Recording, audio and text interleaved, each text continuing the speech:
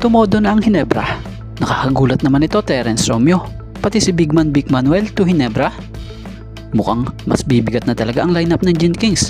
At pumirma na Jello Alilino para sa Converge. Dagdag armas ito sa playoffs. So yan ang ating mga tatalakayin. So patungkol dito kay Jello Alilino, kasado na nga ang muling pagbabalik PBA nitong si Jello Alilino after 9 na buwan matapos nitong pumirma para sa team ng Converge bago pa man magsimula ang PBA Philippine Cup Playoffs. Sa mga hindi nga po nakakaalam, kahit na ito'y nag-coach nung nakaraan sa AMA University, ito'y napanatili niya ang kanyang kondisyon or shape base na rin sa kanyang regular training. So napaka-responsable nga po ng player na to sa kanyang kondisyon kung tutuusin dahil napapanatili niya yung fit niya pa rin sa paglalaro sa 5-on-5 games. So balita nga ngayon itong si Jello Alilino focus sa pag-aaral sa sistema ng Converge para mabilis niyang magamay. Dahil para na rin sa kanya magandang pagkakataon or chance ito muli para mapahaba niya ang kanyang pagstay dito sa liga. So hoping nga raw.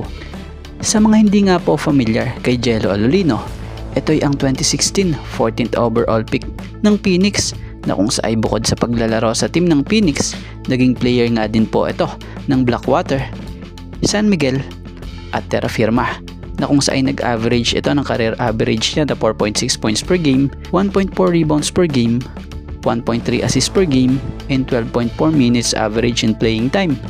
At ngayong nasa Converge na siya na kung sa ay kinumpirma yan ng team nga po ng Converge sa kanilang social media base sa post nila.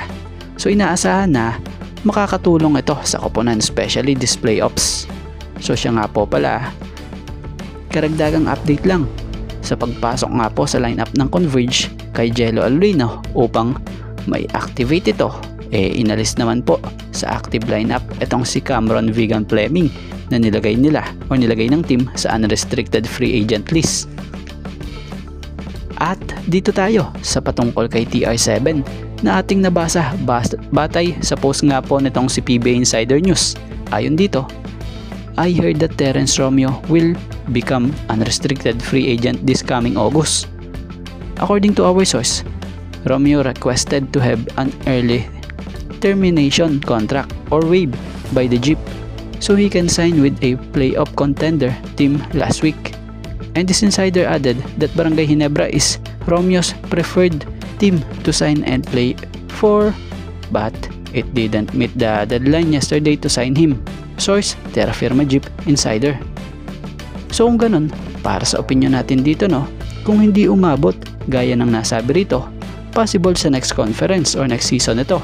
Ang maganda naman, pwede makuha si TR7 ng walang kapalit kung tunay man yung nabasa nating post na ito.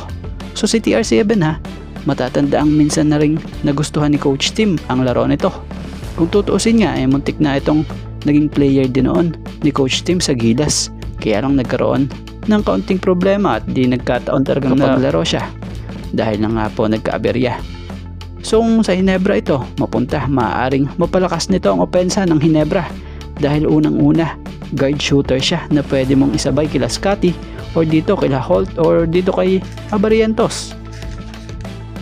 So kung tutuusin, magandang pagkakataon to hanggat bata-bata pa si TR7 dahil kung tutuusin halos gasing edadan nga lang din ito ni Scotty Thompson.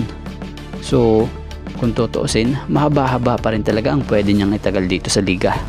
So bukod doon magkakaroon talaga ng legit na shooter ang Jeans pag nagkataon. So si TR7, sa sandali nga pong paglalaro niya sa Jeep this conference he averaged 9.50 points per game, 2.00 rebounds per game, and 0.50 assists per game. So ang kagandahan pa din kay Romeo ngayon ay healthy na nga ito.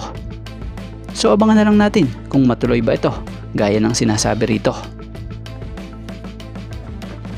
At dito tayo kay Vic Manuel. So base pa rin sa nabasa nating post na tong si PBA Insider News, sinasabi rito na I heard that Barangay Ginebra is contacting the agent of Vic Manuel before the free agent signing deadline if he is available. Our source told that Vic Manuel wants to finish his contract first on Pangasinan Heatwaves before going back in the PBA. Source, Ginebra Insider. So kung ganun, para sa opinion natin so tamang-tama sana si Vic Manuel sa Ginebra. Dahil kailangan talaga ng big man ng Ginebra dahil need talaga ng sentro na kapalitan ni Japet, lalo na sa ngayong playoffs. Eksperyensado itong si Vic. So matatandaan namang minsan na rin ninais din ni Vic na maging kabarangay na kung saan nabanggit pa nga nito na gusto rin niya di umano nitong makakampi si Japet. So umapunta talaga itong si Vic Manuel sa Ginebra, mas lalakas pa talaga po ang frontline nila. At kung hindi nga pwede ngayon at need pa nitong tapusin ang kontrata sa Heatwaves, possible baka next season or conference na ito. Ang matindi pa nga rito, baka magkasabay pa sila ni Terence Romeo kung magkataon.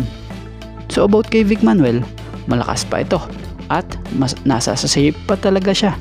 Bagamat 37 na, parang 29 nga po kung maglaro ito. Ang kagandahan dito, yung experience niya, bit-bit niya pa rin nga. So paalala lang po nililinaw lang natin, nagbigay lamang tayo ng kaunting reaksyon at opinion patungkol sa nabasa nating ito. Pero kung kayo ang tatanungin ano ang opinion nyo?